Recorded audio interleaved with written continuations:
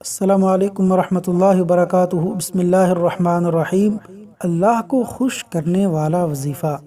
رسول اللہ صلی اللہ علیہ وسلم کا فرمان ہے، جو شخص شام کے وقت یہ دعا پڑھے، اللہ پر حق ہے کہ وہ اسے خوش کر دے، اور وہ دعا یہ ہے: رضیت باللہ ربا، رضیت باللہ ربا وبالاسلام دینا، وبالاسلام دینا، وبمحمد نبیا، وبمحمد نبیا۔ ترجمہ: میں اللہ کے رب ہونے، اسلام کے دین ہونے اور محمد صلی اللہ علیہ وسلم کے نبی ہونے پر راضی ہوں۔